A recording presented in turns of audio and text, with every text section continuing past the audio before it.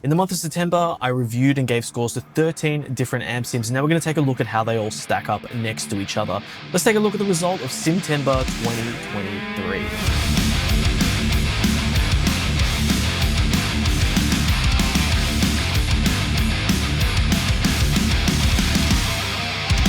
Now, before we get into it, I definitely want to say that the whole reason why I did this series is because I use a few different amp sims, and I kind of forget that I have some, in my pile of shame. I'm sure you have exactly the same. And then I'd see ads for new amp sims, and I'm like, well, how does that one sound against the ones that I have?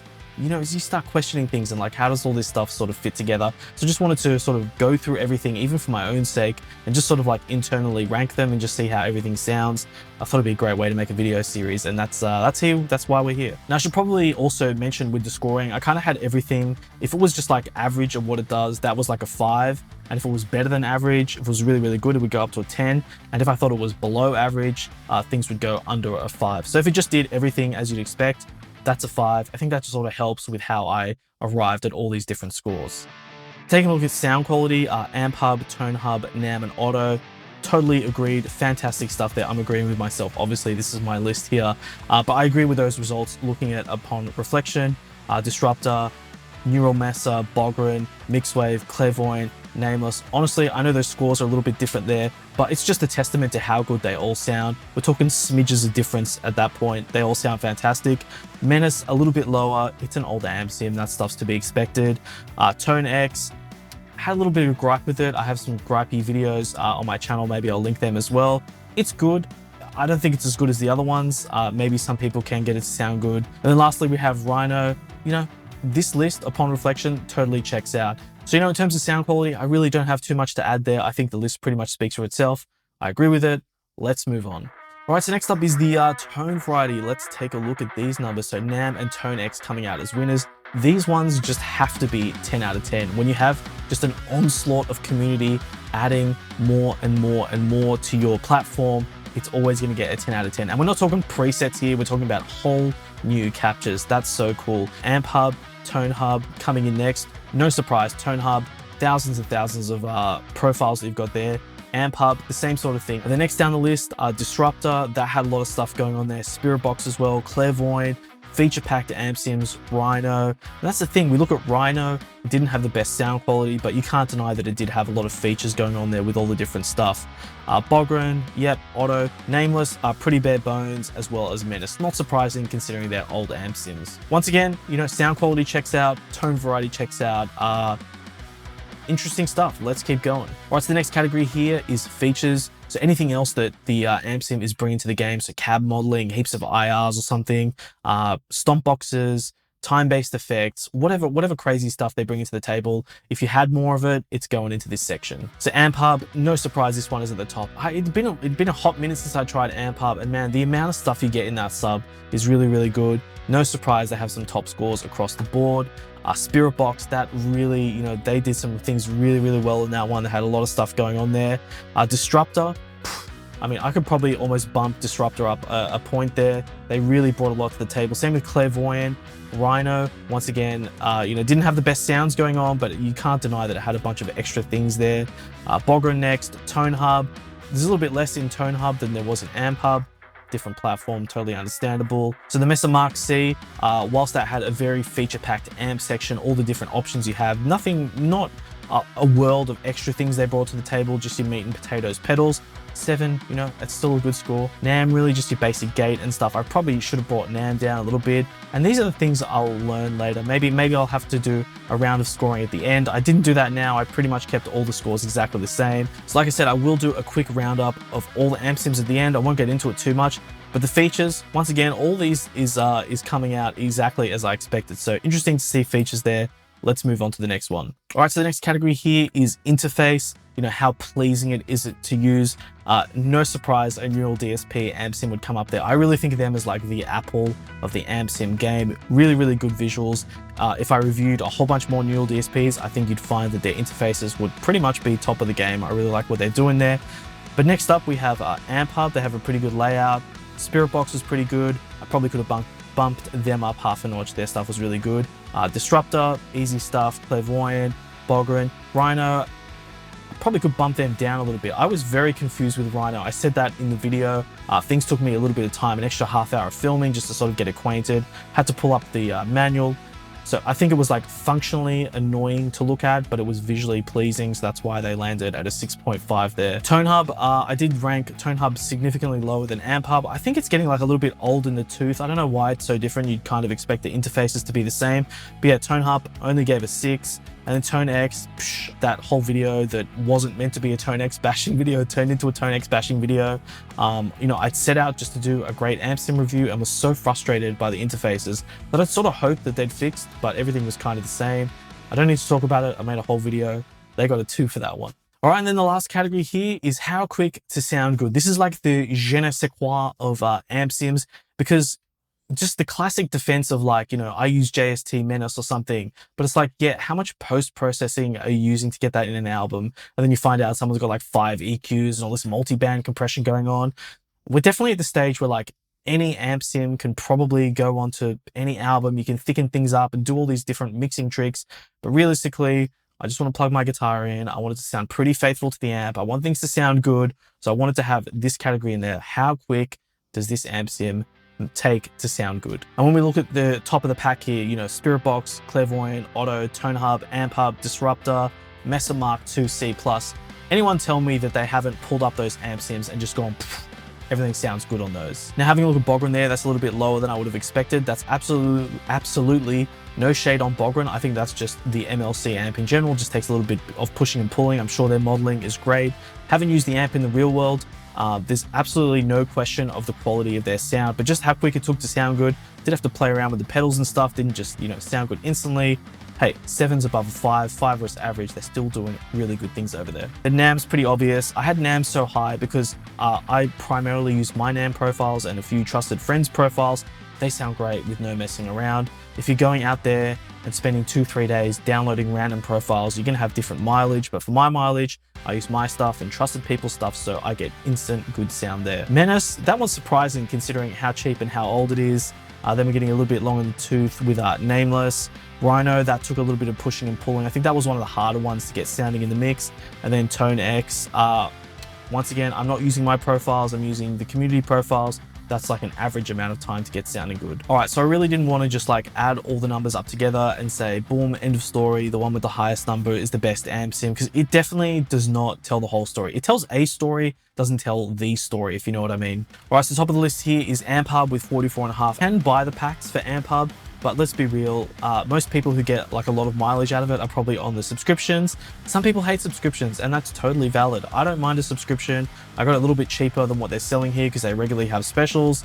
I think it's a pretty solid deal, but I totally get that some people hate subscriptions. But that kind of thing can be said about all of them, so I'll just say it one last time. I don't think this is, you know, how all the amp sims stack from top to bottom, but it just sort of is an analytical score that we can go off just to talk about things. So Amphub being at the top, you know, we'll sing its praises. It looks good, it sounds good, they offer a whole bunch of stuff, it's reasonably priced if you like subscriptions. The guys over at Amphub, STL, they're doing everything right. It's a great amp sim. All right, so SpiritBox being next, I mean, what needs to be said about SpiritBox? There's so many reviews of it, so many people love that amp sim. I think it does a great job. It has a lot of flexibility with the 3 different amps, a whole bunch of different candy going on with the different pedals. Hats off to the guys at MixWave. They're pretty new to the amp sim game. I think they just absolutely knocked it out of the park with that one. No surprise it's up there so high. Now, speaking of which, Disruptor being next, you know, I would never have thought to just reach for JST Disruptor. I watched a couple videos and was like, yeah, that's cool. Didn't really expect too much of it, but here we are, top of the pack. Disruptor really, really impressed me. DI matching, some pretty cool amps, decent pedals going on there. I just thought it did everything really, really well. If you're after like modern metal stuff, you really can't go wrong with Disruptor or SpiritBox. They're both fantastic amp sims. You know, speaking of heavy hitters coming out of nowhere, Clairvoyant, you know, when Clairvoyant dropped, everyone was like, who the hell's what's going on with this? I did 2 different reviews of Clairvoyant. They added in all those different features with the latest update. The guys at Modern Metal Songwriter are always bringing out new stuff. I think they just dropped a new IR pack. What did they have? A clipping plugin? They got a whole bunch of stuff going on there. So hats off to Clairvoyant. Next up is ToneHub. I mean, you know, once again, so many people just go Amphub, ToneHub, boom, forget about it. Endless tones there going on there. Once again, it's the same thing with Amphub. I think ToneHub sort of only makes sense if you like subscriptions. So if you're not into subscriptions, it's quite a commitment to buy the ToneHub player and then start buying the packs individually. But hey, if that's the thing for you, go for it. 15 bucks a month, I can see it's at now. No surprise, it's so high up on the list. NeuralDSP Mesa Mark IIC Plus. Honestly, if they brought out a rectifier plugin, that would probably be top of the pack, just because I don't quite get on with the Mark series amps. But you know, if they're your amps, who can argue with it? Looks great, sounds great. The only thing I will say, NeuralDSP, like, they're the Apple of amp sims, and they price themselves at the Apple of amp sims. Surprisingly, this was only $99 because quite a lot of their archetype plugins are like $120. They do Black Friday sales. I'll talk about that at the end of the video, but you can definitely get it a little bit cheaper than this. But right now, 99 bucks. Just as the plugin itself though, knocked it out of the park. They did a really, really good job with that one. NAM, Neural Amp Modeler. You know, if you're a guitarist and you've been on YouTube in the last 6 months and you haven't seen a Neural Amp Modeler video, you're just like living under a rock. It's a Kemper in a box. It's free. I mean, it's probably the most valued software out there because it's free. It literally sounds like your amp. If you know what you're doing in terms of profiling, it just sounds absolutely phenomenal. I did a few captures here recently. I'll leave a link to my Tone Hunt profile where I have all my captures. Honestly, when I A/B the real amp to my NAM profiles, they just sound spot on, and it's free. I'll keep saying it, it's free. There's nothing to complain about. Go download NAM, go to Tone Hunt, start downloading some profiles. You're gonna have a good time. Now the next one's Otto here. I really enjoyed Otto. Like when I saw the reviews come out, I was like, oh, just a little bit indifferent with it. Just didn't really know too much about it because it's sort of like an unnamed amp. It doesn't instantly draw me in. But upon using it, it just really made me feel like I was using a fractal amp with all the different settings under the hood. I really enjoyed my time with it. My only knock on it is that it's $111. Sticking with their 1111 theme. So I like the theming for the price, but my wallet doesn't like the actual price. I'm pretty sure that they like constantly do a 50% off deal. And you know, everyone sort of does deals here, but it's like, if I'm just trying to grab the RRP and make one of these videos, I just sort of have to give the price that you list there. When you start like emailing people all the time, why don't you just make it cheaper to begin with? You know what I'm saying? I really liked what I had out of Otto. And you know, if it was like stupidly cheap, 20 bucks or something, I'd pick it up, no worries. At 60 bucks plus, it's sort of one of those things that, you know, I'd really need to want it to be buying it. Otherwise, you know, I'd be out thousands buying amp sims. So sometimes, you know, it's just, you know, what are you doing on Black Friday? It doesn't make sense. Maybe I'll pick it up, maybe I won't. But just in terms of actually using it, I really enjoyed that Otto plugin. Now the AuroraDSP one, that's up next. Interesting one there. I did fight. The one thing that I'll say is that like I like that they had a different approach to things. It definitely made sense in the end. But I did fight the tone in the mix. I don't know if that's a me thing, but I definitely put that under the category of like, it's a more like fun thing to use, like a fun approach. It's novel. Some things they did well, some things they didn't do well, like their gate and the limiter. I really like the way they did that. But I just overall, it was just, you can see here it's a lower score than everything. I do appreciate that it's 39 bucks. And if it goes on special, you know, it might be like 10, 15, 20 bucks. So you can't really argue with an amp sim at that price. I think it's a little bit old now. I think it's like 2 years old. This one really flew under the radar. I think they have another one as well. But I like what they're doing in general. Massive credit to AuroraDSP. Hopefully they keep going with amp sims. They bring out something different. Maybe I'll know the interface a little bit better next time. So yeah, this one's a little bit lower in the list, but praise to them for being so cheap as well. All right, so we're almost at the end of the list. We're taking a look at JST Menace here. Now it's 24 bucks, super cheap. Most of us probably own JST Menace. I'd be fascinated to know how many copies of this they're selling. And that's only because there's like millions of amp sims in the world now. Not too sure how many people are just dying to get their hands on JST Menace. But nonetheless, I'm sure they've sold it for like 5-10 bucks before. Chuck it into packs. So there's definitely times that I even use it just for noodling around or doing some quick recordings. No shade on Menace, it's just old. You know, the newer JST one, look how well that did. It still stands well. You know, don't forget about JST Menace. Don't forget about it. All right, second last, we got NeuralDSP Nameless. Now it's just, once again, it's just long in the tooth. Who would have guessed that some old amp sims would be down on the list? I think the actual sound of it was very, very good. It just didn't have all the creature comforts that the later NeuralDSP plugins have. And, you know, as soon as I filmed it and put it out there, a few people reached out and were like, oh, you know, Neural have said that they're coming back and they're like adding all these different things into their plugins. That's awesome. I hope they do it, but I have to judge the product off what I actually use. It's a really, really good sounding amp. It just needs to be updated to like modern infrastructure and stuff. $99, once again, NeuralDSP pricing. If that was like 20, 30 bucks, I'd probably be picking it up. A little bit more expensive now, but maybe at Black Friday, they'll do some deals. Now, ToneX, you know, you're getting unlimited tones there. We all know the reason it's so low on the list is because the UI is just so bad. If they raise their UI, it'd be like mid to top of the pack. Sounds okay, sounds good to me. NAM sounds better if I'm completely honest. Other amp sims sound better, but just for capturing, you know, it sounds good. You can get your amps definitely dialed in on ToneX. And for non-high gain stuff, I think ToneX does sound a lot better. But for high gain stuff, NAM just seems to edge it out. So between the sound quality and the super bad UI, that's why it's down the bottom of the list. Now they had different pricings going on. They had free for the CS version, which only has a couple amps, or I think you get like 20 credits where you can download things. And then they have expensive face value packages for ToneX there, but it's IK. They're always running deals. They have like $100, $200 things where you get basically half their catalog. So you can definitely find some great deals with IK. Black Friday's around the corner. If ToneX is your thing, hang out for Black Friday, I'd say. So there we have it. That really rounds out this SIMTEMBER. It's been quite a process going through everything and collating it all and doing all this stuff. It's been really, really rewarding. And you know, if I do it next year, I'm going to definitely learn some stuff. I'm going to do it better.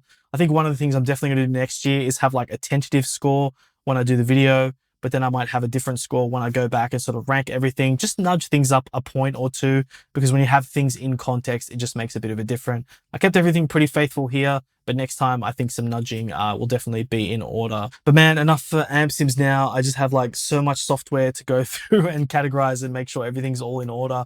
I want to do some pedal reviews, so we'll be doing them. I do have a few amp sims that I want to check out, but I'll leave some space on those. We'll check out some pedals. I want to check out some amps. I have a whole bunch of stuff here.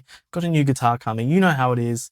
Thanks for sticking around to the end of the video, and I'll catch you on the next one.